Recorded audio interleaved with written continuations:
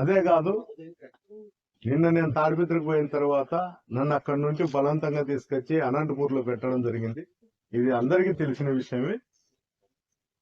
అతను నేను ఇక్కడికి వచ్చిన తర్వాత జేసీ ప్రభాకర్ రెడ్డి గారు తాడిపత్రిలో ఎక్స్ఎమ్మెల్యే ఇంటి దగ్గరికి పోయిన వాళ్ళందరికీ కూడా మేము ఫోటోలు తీసుకున్నాము. వాళ్ళకందరికీ ఆయన ఏదో చెప్పినాడు, రప చేసి.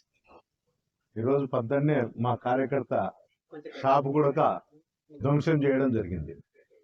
అంటే చిన్న కార్యకర్తలు ఎవరన్నా కానీ ఏదైనా మాట్లాడితే సోషల్ మీడియాలో తక్షణమే వైఎస్ఆర్సీపీ కార్యకర్తలను తీసుకుని స్టేషన్లో పెట్టి కేసులు రాస్తాను. ఒక మున్సిపల్ చైర్మన్, ఎక్స్ఎమ్మెల్యే, అతను పబ్లిక్ గా ఇక్కడ పోలీస్ వ్యవస్థ లేదు, నేను చెప్తేనే జరుగుతుంది అనే ధోరణిలో అతను మాట్లాడతా అందరినీ కూడా నేను దాడి చేస్తా అన్నట్టు దాడి చేయిస్తాడు. వీళ్ళ మీద చర్యలు తీసుకోరా. అసలు ఈ రాష్ట్రం అంతా కూడా 175లో 174 కాన్ఫరెన్స్ లో ప్రోగ్రాం జరిగితే నేను ఒక్కడిని కూడా అక్కడికి పోకోకుండా నిలబెట్టడం జరుగుతుంది అధికారులు. మా సొంత ఇల్లు కూడా అక్కడ ఉంది, ఆ ఇంటికి కూడా పోకుండా కట్టడి చేస్తాను. ఇంత దారుణమైన పరిస్థితులు ఈ రాష్ట్రంలో వచ్చాయి. ఏమన్నా వీళ్లకు ఈ రాష్ట్ర ముఖ్యమంత్రి ఆదేశాలు ఉన్నాయా, లేకపోతే వీళ్ళే చేస్తారా, లేకపోతే వీళ్ళకి హెడ్ ఆఫ్ ది బాస్ ఏమన్నా జేసీ ప్రభాకర్ రెడ్డి? ఇవన్నీ కూడా అర్థం చేసుకోవాలా.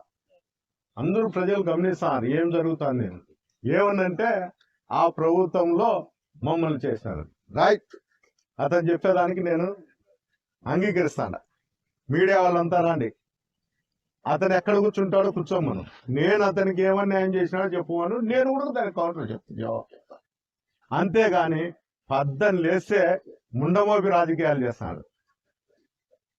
అంత దరిద్రమైన రాజకీయాలు, పబ్లిక్ ని రెచ్చగొట్టడము, ఆ బంగాకు సారాయి మటకాలు పెట్టుకోవడము, వాళ్ళందరినీ గుంపు చేయడం, ఎవరి మీదనో ఒకరి మీద దాడి చేయడం. ఇది ఎవరు కూడా మా పల్లెలలో ఏం చెప్తా అంటే, నేను కూడా గ్రామీణ ప్రాంత వాసినే చెప్తా అంటారు, ఇట్లా ముండమోపులు ఉండేవట్టే లేకపోయినట్టే. అదే నేను కూడా ఇప్పుడు చెప్తాను, ముండమోపి రాజకీయాలు చేయకుండా నేరుగా నువ్వు రాజకీయం చేయి నాతోనే. నువ్వు ప్రతిసారి చెప్తాను ఈ మధ్య కాలంలో నాకు ఆ కుటుంబానికి సరిపోదు, అందువల్ల ఆ కుటుంబం తప్ప ఎవరైనా రాజకీయాలు చేయని. మా పార్టీలో శాసించడానికి వాడెవడు? మా పార్టీలో మెంబరా, కార్యకర్త, లేకపోతే ఏదైనా పోస్ట్ ఉందా? వాడు ఉండేది తెలుగుదేశం పార్టీలో. తెలుగుదేశం పార్టీలో ఏదైనా ఉంటే డిస్కషన్ చేయము. మా పార్టీలో గురించి, నా గురించి వాళ్ళు లేకపోతే ఇంకోరు తిరగమని చెప్పేదానికి అతను ఎవడు? అతని యోగ్యతేమి? After all municipal chairman. అది గ్రహించు. తాగుడుపోతు చేష్టలు చేసుకుంటా, ఆ గడ్డం పెంచుకొని దరిద్రమైన ఆలోచనలు పెట్టుకుంటా, నీ గడ్డంలో పిచ్చుకలు పేర్లు పడకుండా చూసుకున్నా ఏంటన్నా, ముందు అది శుభ్రపరుచుకొని నీట్గా రాజకీయాలు కానీ చూడు.